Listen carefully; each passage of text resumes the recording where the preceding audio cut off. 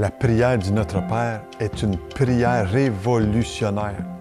Et Jésus connaissait le cœur du Père et il voulait nous aider à prier.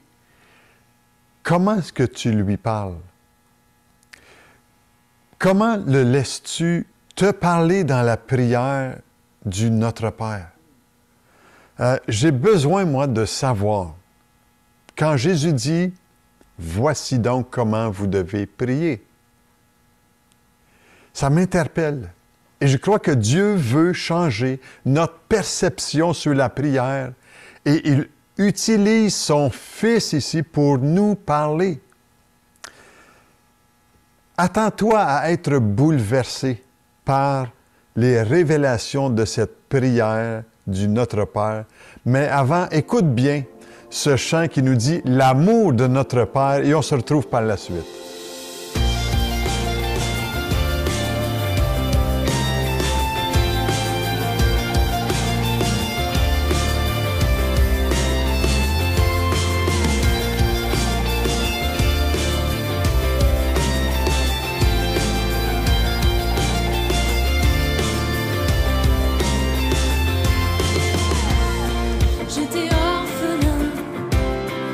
La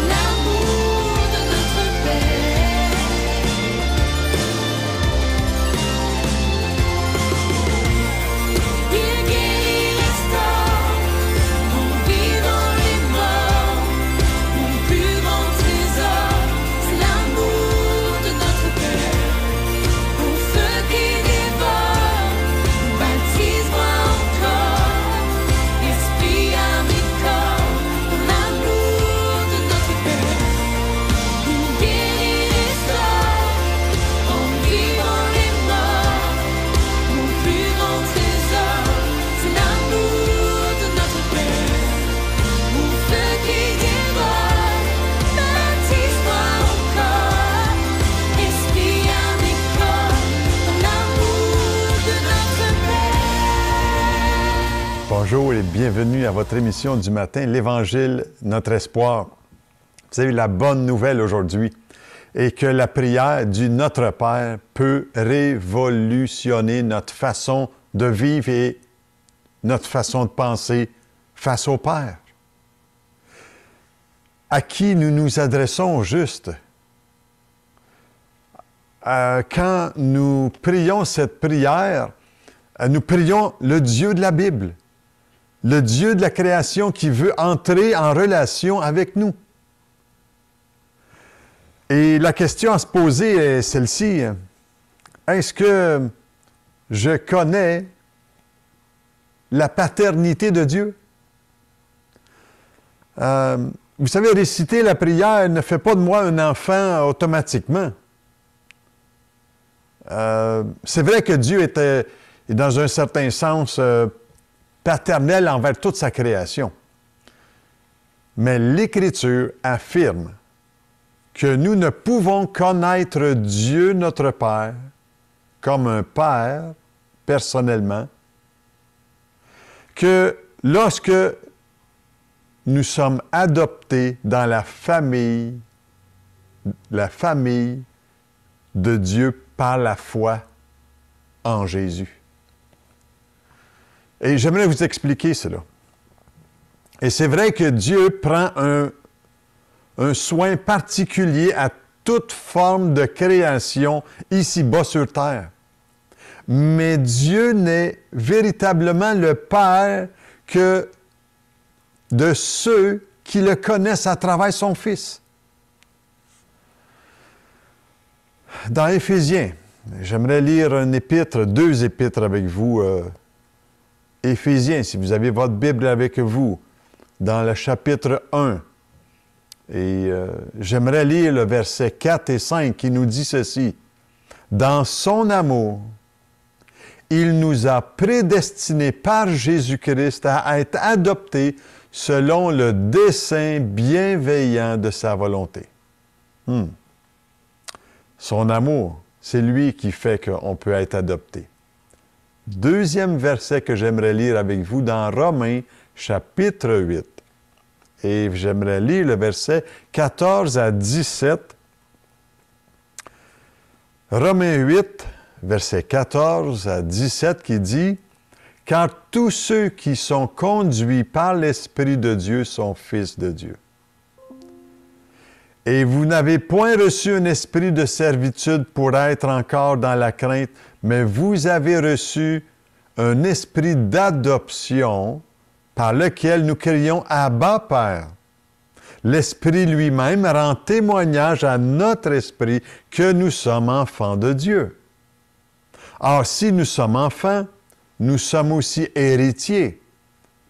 Héritiers de Dieu et co-héritiers de Christ, si toutefois nous souffrons avec lui afin d'être glorifiés avec lui.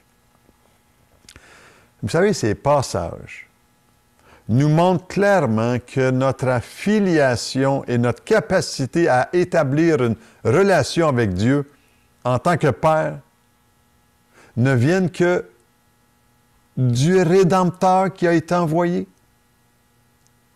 C'est lui qui nous met en contact avec le Père. Il est venu pour cela.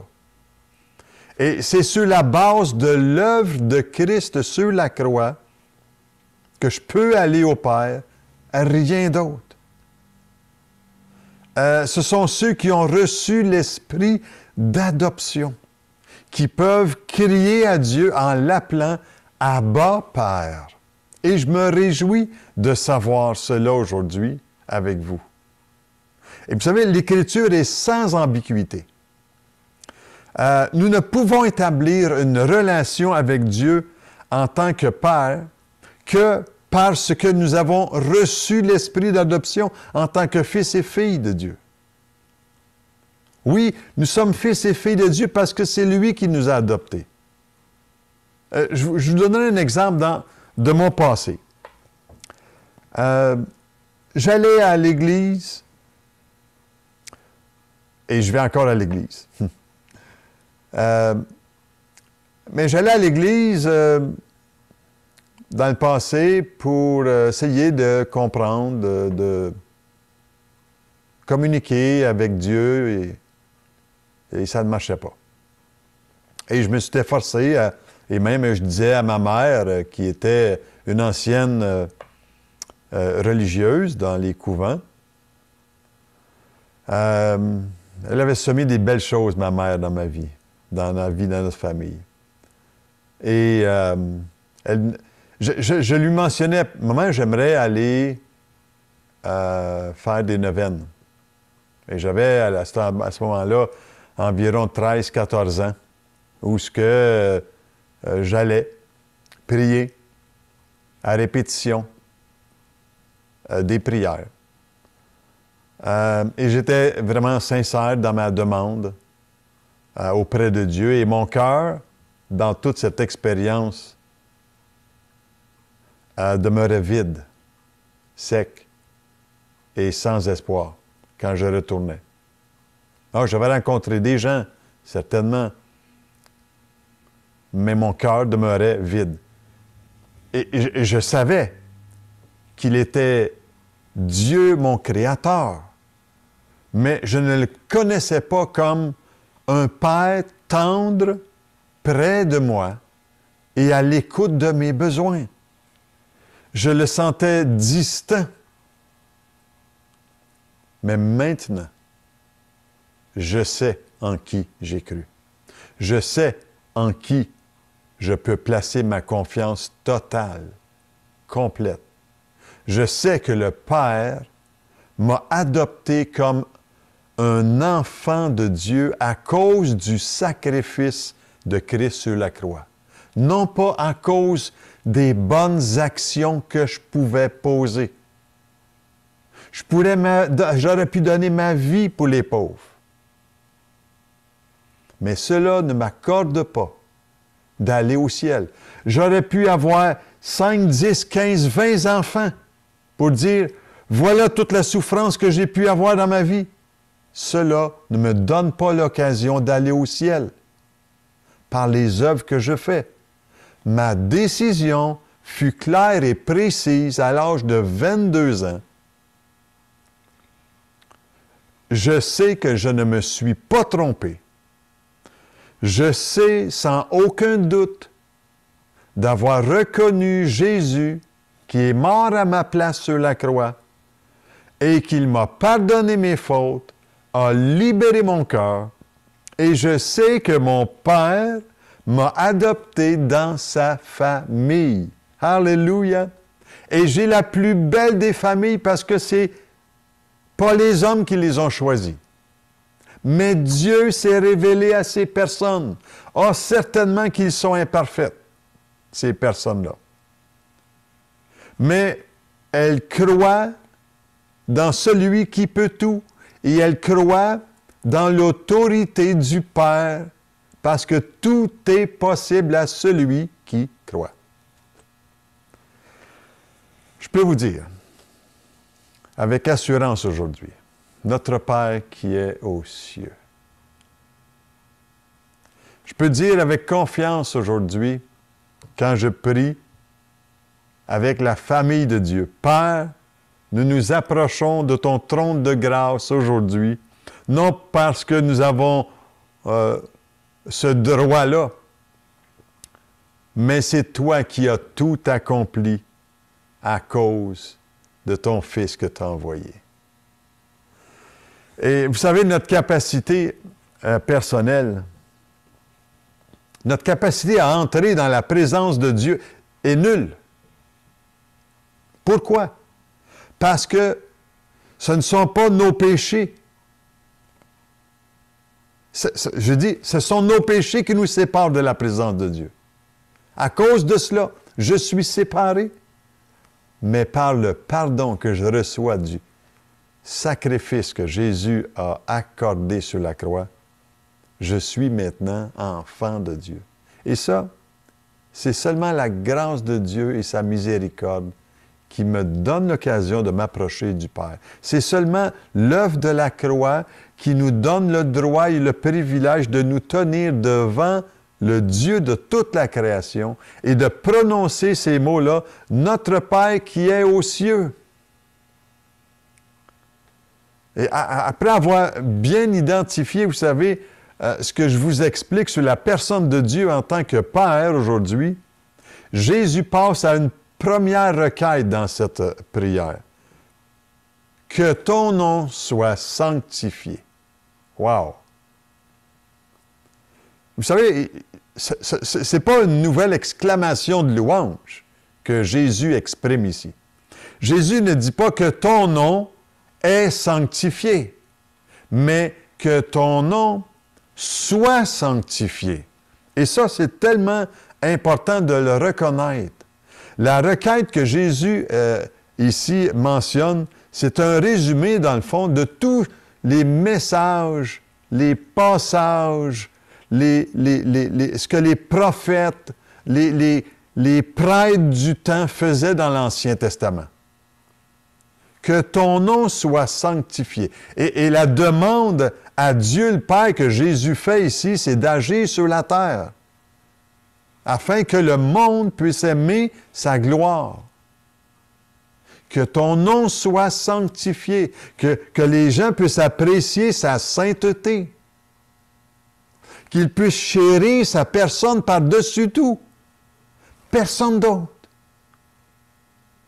Tu aimeras le Seigneur ton Dieu de tout ton cœur. Tu n'auras pas d'autre Dieu devant ma face. Les commandements de Dieu sont toujours les mêmes, ils resteront toujours les mêmes. Et la première requête de Jésus que je vois dans ce qu'il demande, c'est que il ne demande pas que ses besoins soient satisfaits, mais que la gloire et la sainteté de Dieu soient reconnues et aimées comme elle le mérite. C'est une prière révolutionnaire, je vous le dis. C'est remarquable. Parce que cette prière est centrée sur Dieu le Père.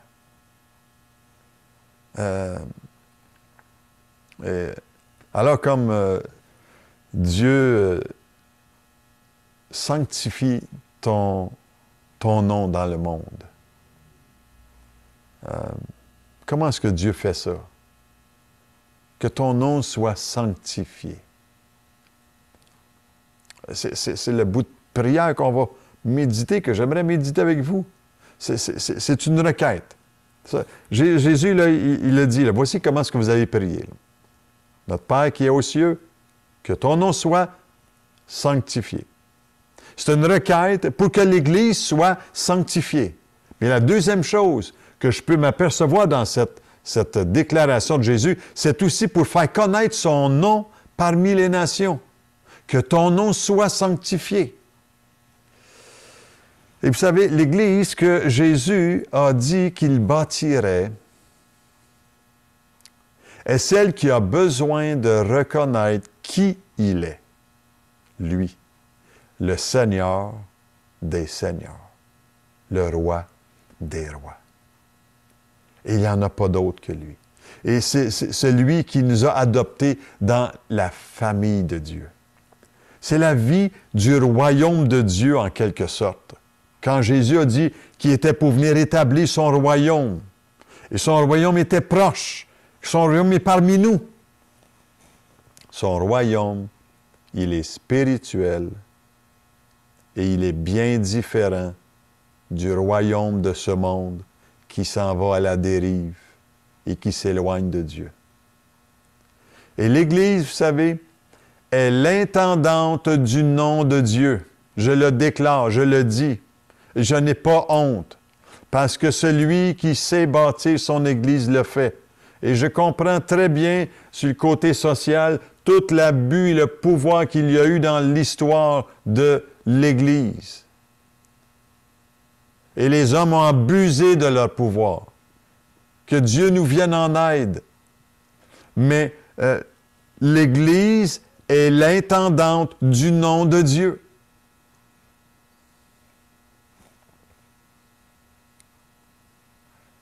C'est une responsabilité des plus importantes. celle de porter le nom de Dieu d'une manière fidèle. Et je crois que chaque chrétien qui vient à connaître le Seigneur comme son sauveur personnel et qui est adopté dans la famille de Dieu comme fils et fille de Dieu, a cette responsabilité. Si tu connais le Seigneur dans ton cœur, tu as une grande responsabilité. Que le nom du Seigneur soit sanctifié. Et c'est une tâche remarquable. Une tâche que nous ne sommes incapables d'accomplir par nous-mêmes. Et c'est pour cette raison-là que nous devrions formuler cette requête comme Jésus la demande. Et nous devrions demander à Dieu de sanctifier son nom dans notre vie. Dans notre vie en tant que disciples, dans notre vie de prière, dans nos messages de la prédication de la parole, dans notre témoignage personnel, dans notre travail et tout autour de notre voisinage, et cela d'une façon permanente. Oh Dieu, viens-nous en aide, Seigneur. Et notre but ultime, en tant qu'Église, n'est pas d'avoir une vie confortable, mais à ce que Dieu soit sanctifié et que nos vies soient transformées et que nos prières soient inspirées de par à qui nous nous adressons. Et c'est évident que la gloire de Dieu va être répandue tout autour de nous en transformant des vies qui ont soif de Dieu. J'aimerais vous dire ceci. La fidélité dans la vie chrétienne rend publique la gloire de Dieu. Si tu es un chrétien, qu'est-ce qui est public dans ta vie autour de toi? Qu'est-ce qui rend gloire à Dieu? L'Église, je crois qu'elle doit absolument se rappeler que le degré de manifestation de la gloire de Dieu dépend de la manière dont nous nous comportons. Nous avons été rachetés et nous portons son image. C'est un honneur extraordinaire, un privilège énorme. Et de cette manière-là, lorsque le monde regarde ceux qui appartiennent à Jésus, la sainteté de Dieu est amplifiée et est inévitablement, ça va être rendu visible. Que ton nom, notre Père qui est aussi, que ton nom soit sanctifié. C'est aussi pour faire connaître son nom parmi les nations. Le Notre Père, vous savez, nous rappelle clairement que lorsque un pécheur vient à croire dans le Seigneur et que ses péchés sont pardonnés, le saint nom de Dieu est honoré aux yeux de l'Église et du monde. Il y a une vie qui a été transformée par la puissance de Dieu. Et ça, c'est tellement excitant. Et lorsque Dieu sauve un pécheur, sa gloire se manifeste et la puissance de Dieu est démontrée parce qu'il a été sauvé, libéré. C'est un miracle de Dieu. Et le nom de Dieu est sanctifié dans le monde à ce moment-là. Oh my! Dieu vient nous en aide. J'aimerais terminer aujourd'hui en me rappelant un peu avec vous que la première phrase de la prière de Jésus attire notre attention sur Dieu et non pas sur nous-mêmes. Deuxièmement, Jésus nous enseigne que Dieu est un Père à la fois proche de nous. Un Père tendre, à l'écoute. Et troisièmement, lorsqu'on prie, notre préoccupation principale n'est pas notre propre confort, mais la gloire de Dieu autour de nous. J'espère avoir aujourd'hui contribué à t'aider à comprendre le cœur du Père un peu plus dans ce modèle de la prière du Notre Père que Jésus ici veut exprimer et qui veut enseigner. Moi, je veux me laisser enseigner. Et je vous partage un peu mon cœur. C'est ce qui est écrit dans la Bible, noir sur blanc. Et vous savez, ce n'est qu'en connaissant le Dieu que Jésus décrit ici dans la phrase du Notre Père, qu'on sera poussé à venir devant le trône de la grâce. Et dans ces partages, vous savez, je m'appuie en grande partie sur ce livre merveilleux, La prière révolutionnaire, le Notre Père, d'Albert Müller. Si vous aimeriez vous en procurer une brochure, veuillez m'écrire au numéro, à mon adresse courriel qui apparaît au bas de l'écran, ou appelez-moi, ça me fera un plaisir de pouvoir faire la commande pour vous et vous pourrez venir vous l'approprier ici. Vous savez, il est encore celui qui parle aujourd'hui. Il est encore vivant et il t'invite à prier cette prière si extraordinaire. En terminant, je pose la question, à qui appartiens-tu? Est-ce que tu seras prêt à croire dans le sacrifice de Jésus qui est mort à ta place sur la croix? Écoute bien ce chant en terminant. Abba, Père. Et on se retrouve avec la suite de cette prière révolutionnaire la semaine prochaine. Soyez richement bénis. Bien avant le chant qui créa l'univers, bien avant l'esprit qui planait sur la terre, bien avant que tu me formes de la poussière. Tu rêvais du jour où tu pourrais m'aimer. Et bien avant les premiers battements de mon cœur, bien avant que je m'éveille à ta douceur, bien avant mes doutes, mes joies et mes douleurs,